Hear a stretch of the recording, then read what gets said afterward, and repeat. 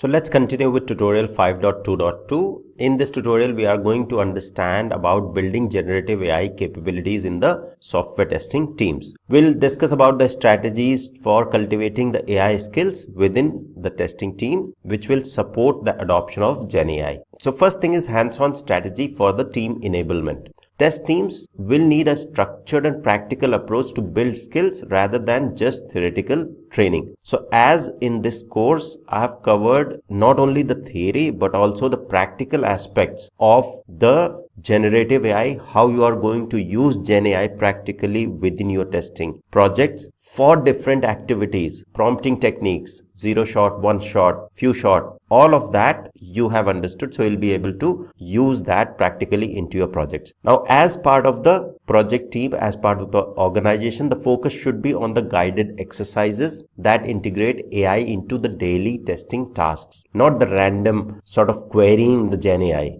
That's not going to help. Guided exercises, set of prompts, prompting techniques, team understands or team should understand that. So providing controlled access to variety of software, small language model or large language model that can help testers to understand different functional aspects or functional differences between general purpose and specialized model. So providing them the sandbox environment or demo environment to actually do hands-on. Then utilizing the peer learning to bridge gap between the AI enthusiast and traditional testers. So there will be a lot of AI enthusiastic people who have developed that skill. So utilizing that peer learning across your organization and team is going to enable everyone within the team to use Gen AI.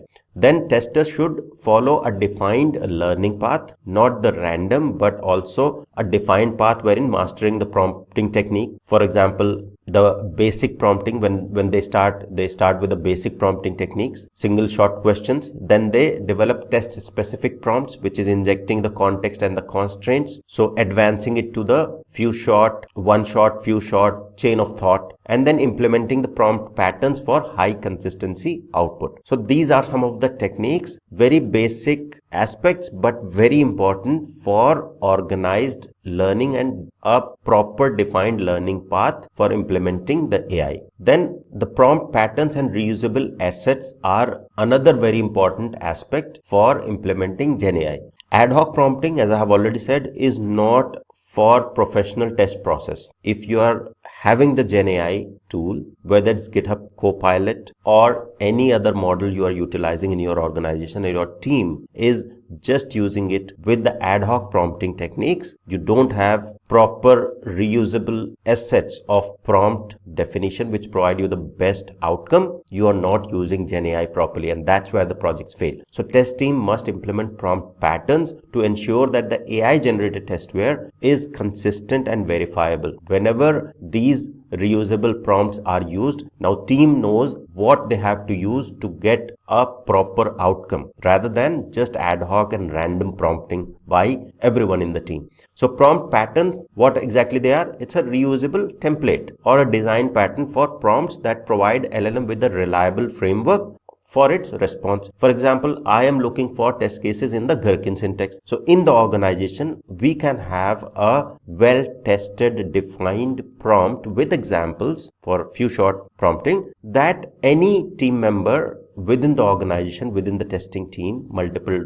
projects are there. So anyone can use similar template to generate the test cases for their user stories. So you will get a consistent and reliable output in that case. That's where prompt patterns become really important. Why they are important? Prompt pattern ensures different testers get similar quality outputs for the same task, reduces trial and error problem in the prompt refinement. Organizations should build and maintain a central repo of prompt templates. For example, prompt for generating the test cases in Gherkin syntax, test plan generation with specific template. So all of these common use cases should be actually reusable assets. These prompts template should be reusable asset within the organization so that team can go ahead, refer to that asset and use it consistently within and across the organization. Then having internal communities of practice is another very important practice that should be there in the enterprise. Fast moving nature of the Gen AI requires continuous learning loop.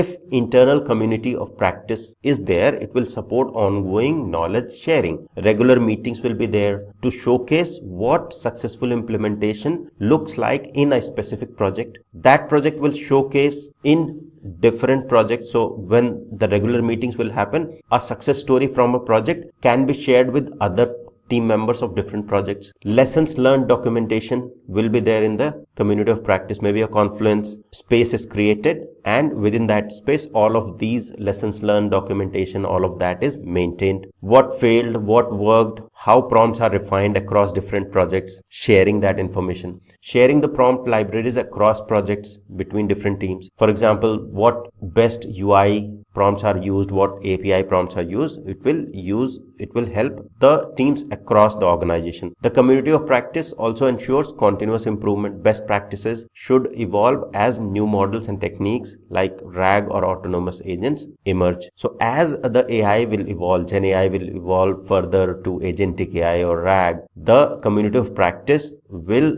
showcase the benefits, whosoever is incorporating those into their projects, and will share the benefit with other projects, and other projects will also uplift and get used to those practices as well. So having internal community of practice in organizations is another very, very important aspect. So that's all for this tutorial. I'll see you in the next one. Thank you.